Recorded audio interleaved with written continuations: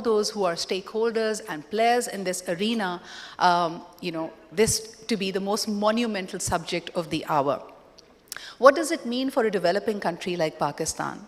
Yes, it's a developing country and at the same time the 5th most populous country.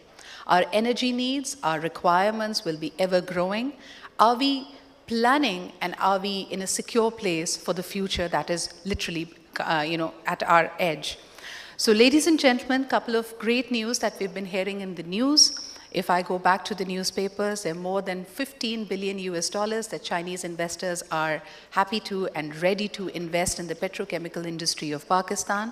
As the Board of Investment had apprised earlier, there are 50 reforms in the industry. This news dates back to 2018 under the dynamic leadership of the present governments working towards 50 reforms that will make the environment more conducive for all players and will attract foreign direct investment.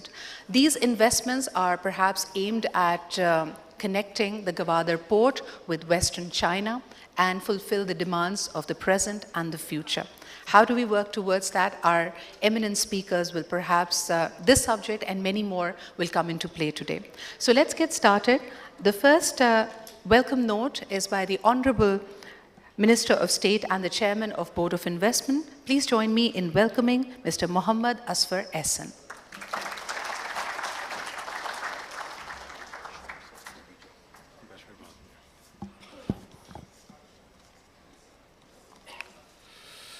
Thank you, Sidra. Bismillah ar-Rahman ar-Rahim. Federal Minister for Finance and my mentor, Mr. Shaukat Tareen. SAPM on CPEC Affairs, Mr. Khalid Mansoor. The President of Overseas Investor Chamber of Commerce Industry, Mr. Ghayas Khan. His Excellency, the Ambassador of Korea in Pakistan. My friend, Sajid Aslam of ACCA, the Global Policy Head. Ladies and gentlemen, members of the press and media, Assalamu alaikum and very good morning. On behalf of Corporate Pakistan Group and Board of Investment, I'm very grateful to all of you for your presence here at the first ever Pakistan Petrochemical Symposium. Today, I'm wearing two hats, actually. One is the founder of Corporate Pakistan Group, which is a group of 350 leaders from all over Pakistan and outside Pakistan. There are corporate and business leaders, parliamentarians, members of the armed forces, academia, energy experts, tech experts, diplomats, police officers, the actual national intelligence of Pakistan. And 6 years back, we started this Corporate Pakistan Group. And alhamdulillah, today, this is the most influential virtual group in Pakistan. So we are hosting our meetings in Karachi, Lahore, Islamabad, and Dubai on regular basis.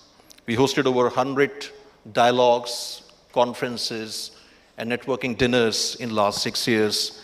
And we also contributed to the society in the field of health and education. My second head is the Minister of State and Chairman Board of Investment. And our mandate is to facilitate investors in Pakistan, the existing investors, the local and foreign investors, as well as to attract FDI in Pakistan. Petrochemical is one area where Government of Pakistan is working very seriously, and multiple meetings hosted by the Ministry of Industries in the last few months. And hopefully, in the near future, the petrochemical policy will be announced after the complete consultation. Mr. Khalid Mansoor is here. He's also the part of this committee. Khusro Bakhtiyar is chairing this committee. The Ministry of Commerce is here, and other relevant stakeholders are also part.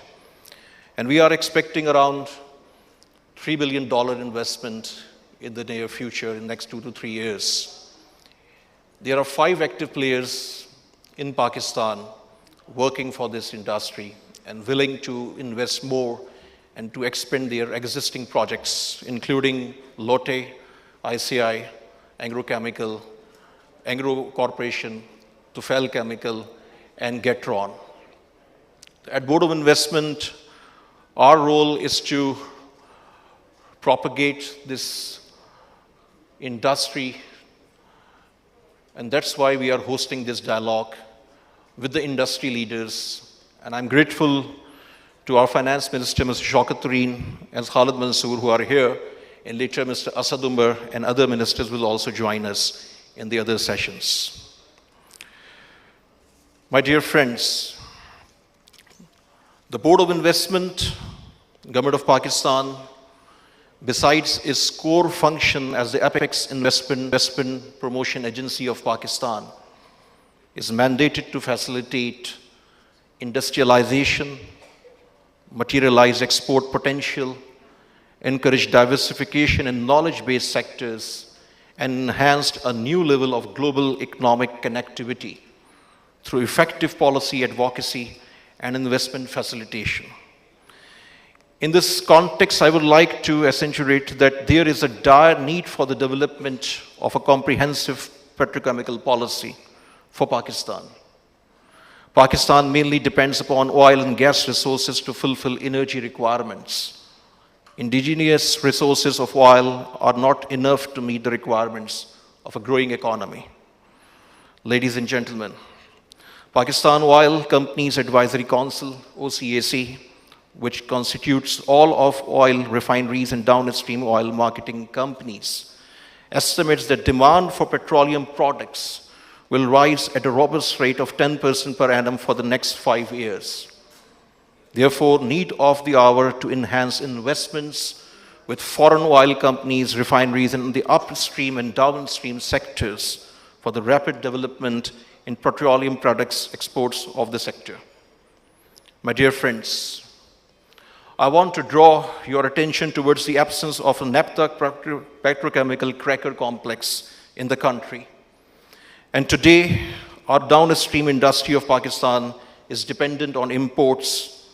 Pakistan's imports bill on petroleum products and petrochemicals runs into 18 to 20 billion annually, as about 75% of the country's demand is met through imports from Middle Eastern countries, especially from Saudi Arabia. My friend Mubashir Al-Asiri is here from Saudi Arabia, is the commercial head of Saudi and Pakistan, and we are working very closely with the Saudi government and their embassy and their investors to bring FDI in Pakistan. So my dear friends, availability of naphtha cracker can make the local chemical sector a self-reliant industry in the country. Collaborative experience with world's multinational players in the petrochemical sector could be very useful for promoting the industry in Pakistan. A single naphtha cracker complex would help in setting up a host of downstream industries and contribute significantly to the economic outlook of Pakistan. Estimates suggest that a naphtha cracker would have an impact of $2 to $3 billion in import substitution and lead to increase in consumption. It would generate 50,000 to 60,000 jobs besides providing chemicals and raw materials to several industries in Pakistan. Ladies and gentlemen, Pakistan's economy is moving progressively on higher inclusive and sustainable growth path on the back of various measures and achievements during the past few years. I'm happy to share with you that OICCI, Overseas Investor Chamber of Commerce Industry, has recently conducted a survey to get perspectives from the foreign investors community, which represents 14 key sectors of the economy, and there are 207 multinationals. According to the survey, Pakistan's current business environment is ranked better or same that in the 6 regional countries. The trend has also improved as compared to 2019 survey of OICCI. Foreign investors are largely positive on several business climate parameters in Pakistan. OICCI members forecast healthy growth of the respective business entities in Pakistan. On overwhelming 80% of respondents willing to recommend a new FDI in Pakistan. 2 weeks back, we hosted meeting OICCI Managing Committee under the chair of Prime Minister. We have Mr. Khalid Mansoor, Mr. Shaukat Tareen were also there. And Prime Minister also advised some policy measures, especially for the continuation of policies in different sectors. My dear friends, IMF has also acknowledged that the government policies have been critical in supporting the economy and saving lives and livelihoods. The IMF and Pakistan have announced the resumption of a stalled $6 billion loan program. During the year, all three major credit rating agencies, Moody's, Fitch, and Standard & Poor's, reaffirmed the sovereign credit ratings for Pakistan. The reaffirmation is reflective of the sound policies of the government of Pakistan under the able leadership of Prime Minister Imran Khan, and of the confidence reposed by these leading international institutions in the country's economic outlook. Let me conclude by assuring you all that Government of Pakistan is committed to encourage indigenous production of petrochemical products.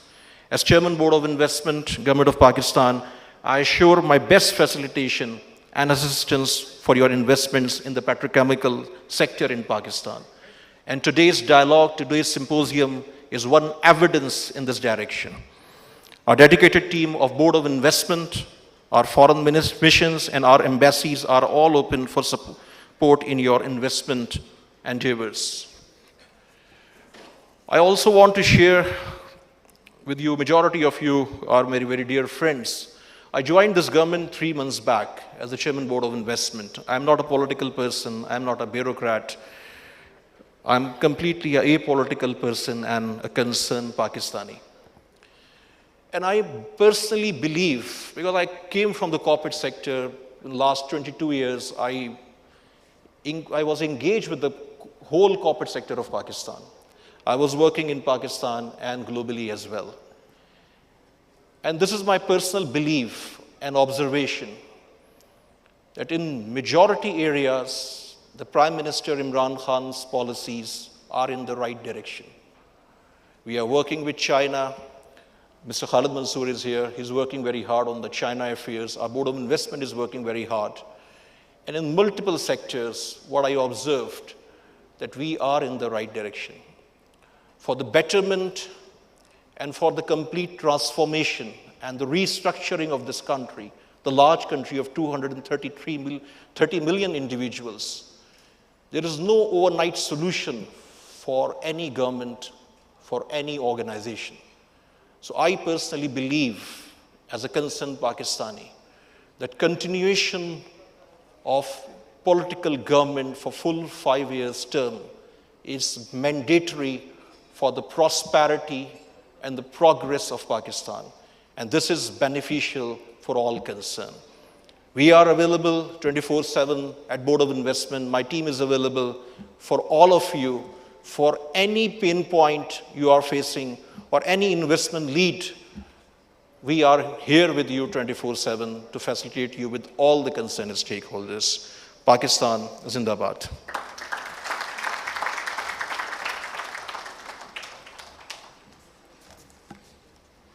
Thank you, Mr. Ehsan. And of course, this is very reassuring. As we already know, the comprehensive policy to further facilitate this industry is under works. And just as you reiterated, in the medium term, this could actually result in an import substitution of close to $800 million per annum, generate further employment for 50,000 Pakistanis, and indeed a $50 billion per annum tax collection. So this in itself is proof that we need to be working towards that. But ladies and gentlemen, as in the beginning we were talking about the shift in geopolitical realities, a key impact of the recent events is a very persistent, if not permanent, shock in the supply of oil and gas around the world. How will Pakistan navigate through that, and what is in the works? How are the policy makers actually designing the framework? Our next speaker is the best person to comment on it. Ladies and gentlemen, please join me in welcoming, on the subject of investment and industrialization are critical to sustain economic growth, the Honorable Federal Minister for Finance and Revenue. Please welcome Mr. Shaukat Tareen.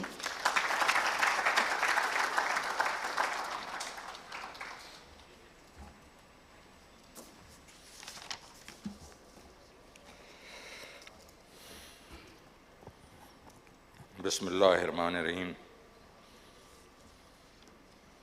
Chairman BOI, speakers, ladies and gentlemen, Assalamu alaikum.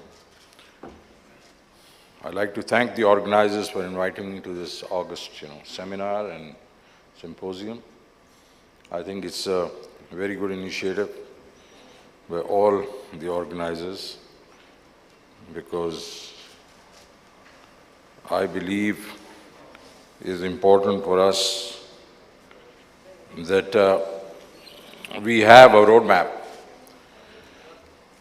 Whenever we have been discussing, what kind of steps should we be taking, I think the investors and people who are already in Pakistan, Overseas Chamber, Pakistan Business Council, and the others, they've always reminded us that there is no medium to long-term, planning. I mean, we do not have policy framework which can guide them for investments. And when they make long-term investments, they obviously need, guidance from the government, what they plan to do. So today's topic obviously is petrochemicals, and I know nothing about it. So I'm going to admit that and not bore you with my written speech, which was written by some bureaucrat. So I am going to just get back and do what I think I do best, which is I will tell you where is the economy and how are we moving the economy forward, and that should interest you, because unless you do not have a robust economy with a decent growth rate, I think you cannot make those decisions which you plan to make. So let's start, looking at where we are today.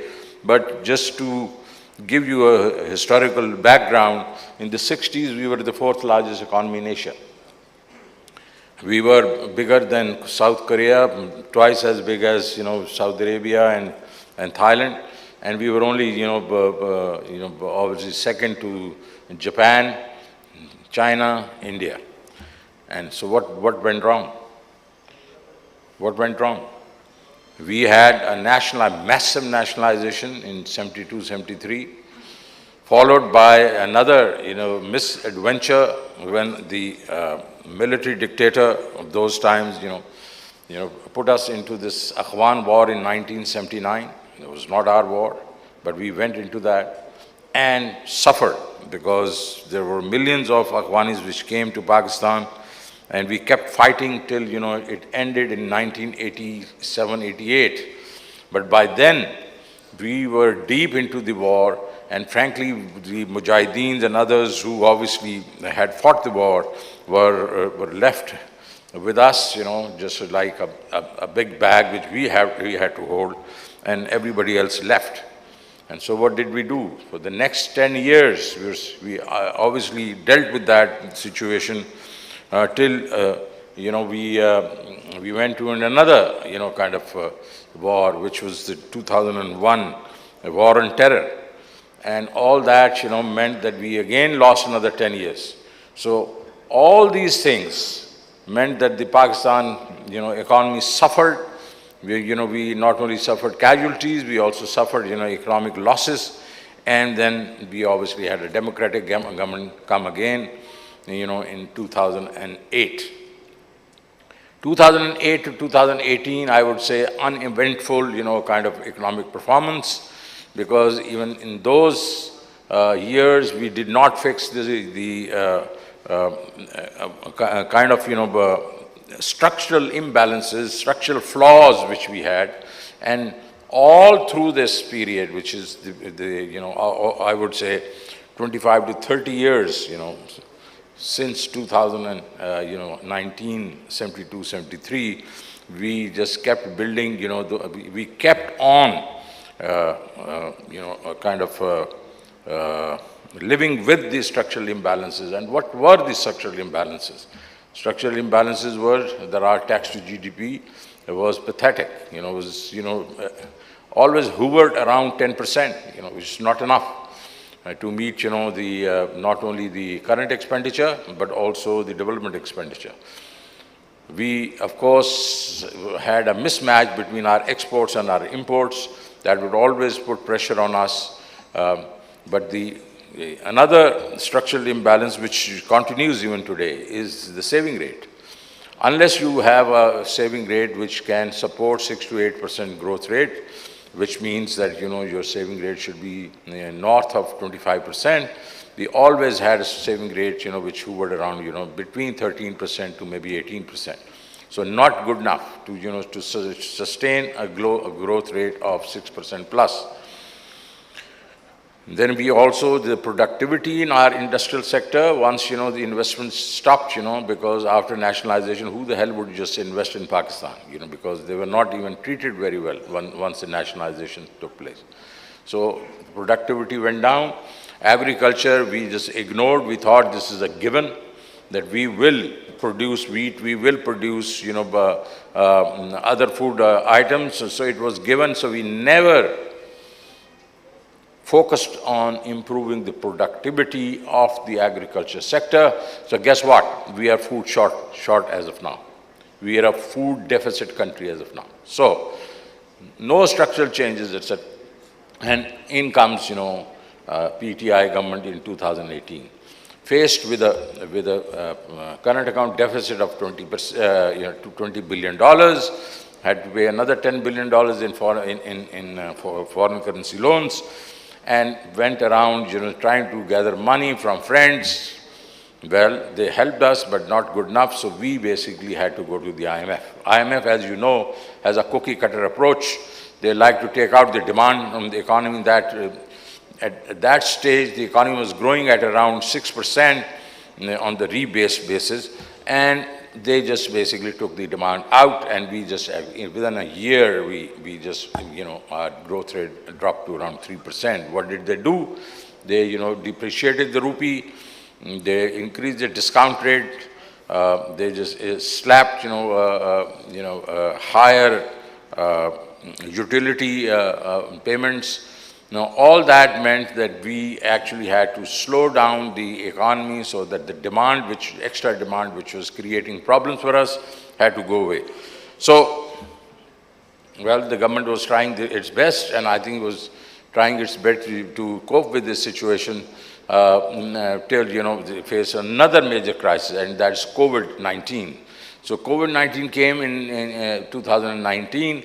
And during that period, I would say that I must give full credit to the Prime Minister, his imaginative way of handling that COVID, whereby we probably ranked one of the top 3 in the response to COVID and the way we responded. And he kept on investing in agriculture, kept on investing in industry and exports, and kept on investing in housing. And by the way, housing was a new area because Pakistan's, mortgage to GDP was 0.25%, when he took over, power. Why? Because the foreclosure law was defective, banks would not lend, and so we were one of those countries actually not using, the construction sector productively. So I am a banker, I know that we kept trying, and because he has a lot of perseverance, so he just fixed the foreclosure law, and industry, started, to yield some results. So by 2021 June, the economy actually, the surprise of everybody, was growing at 5.6%. Not bad at all, because a year before that, it had a negative growth of 1%, like every other country in the world. But the V curve was around 6.6%. That's great. That's when I just joined the government, and then we decided that no, we are now going to grow the economy because we have a major problem that our employment. We need employment. So we need something happening here. Oh, okay. So we needed a growth, but we said that we will have inclusive and sustainable growth. And because we never had sustainable growth, so every 3-4 years when we would grow, the economy will fall, we'll go to the IMF,